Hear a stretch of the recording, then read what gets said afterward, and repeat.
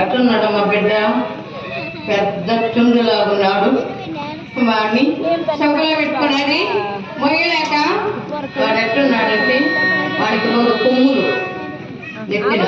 చూసే ఏంటండి చూసావా, మీద వచ్చాడే కానీ మళ్ళీ ఎరుపలో వచ్చాడు 2 కొమ్ములు పెట్టుకొని. గుమ్మునే ఉండండి, ఏమిటో పాడు బిడ్డకు దిష్టి తగులుతుంది.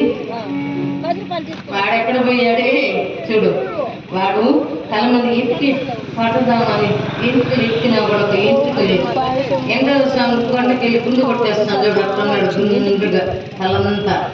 అందుకని సంస్కృతంలో కుండని ఘటం అంటారు. వాడి పేరు ఘటోత్కచుడు.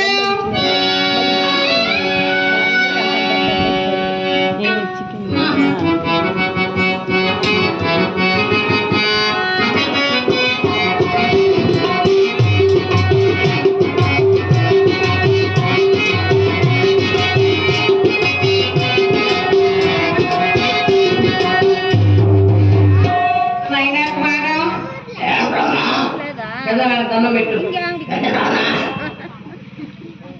నమస్కారం. అన్న నాన్న నీ కొడుకుని మీ నాయన పెట్టు. అయ్యరా అయ్యా, నమస్కారం అయ్యా, అయ్యరా అయ్యా. ఒరే నా కొడుక, దీర్ఘాయుష్మాన్ బాబా.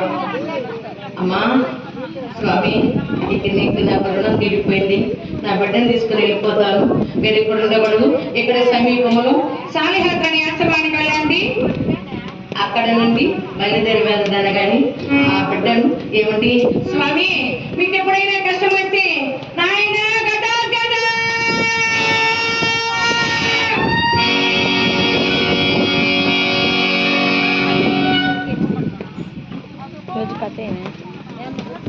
వారు మహారాజా రాజశ్రీ గౌరవనీయులు మా గజని తీర్థానికి చేరుకున్నారు. సాలిహోత్రని ఆశ్రమానికి ఎవరు పాండవులు. అమ్మా మీరు ఇక్కడ నుండి బ్రాహ్మణ పాలన ఏకచక్రవర్మణ అగ్రహారానికి వెళ్ళండి. మీకు అన్నీ మంచి జరుగుతాయంటే కుంతీదేవి, ధర్మరాజు, నకులుడు, సహదేవుడు బ్రాహ్మణ వేషాలు ధరించి బయలుదేరి ఏకచక్రవర్తి అగ్రహారానికి వచ్చారు. ఊరంతా తిరిగారు కానీ వారికి ఉండడానికి చోటు లేదు. చూడండి, మన బస్సులాగా ముందు రోజంతా ఎక్కాము. చివరికి విజయమిల్లో వచ్చిన వాళ్ళ ఆయన కూడా మంచి కళాకారుడు, అక్కడికే చేర్చాడు కళమ్మ బిడ్డల. బయలుదేరి ఏకచక్ర ధర్మశీలుడు అనేటువంటి ఒక బ్రాహ్మణోత్తముని ఇంటికి వచ్చారు. ఎవరు?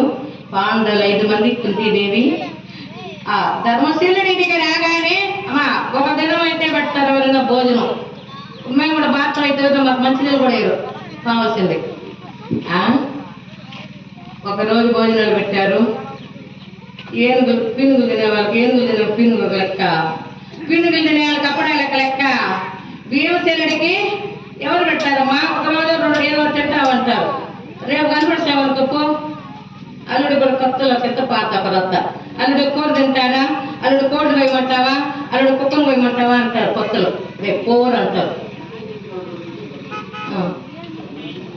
అందుకని కుంతీదేవి 5 మంది బిడ్డలు దగ్గరగా తీసుకున్నది.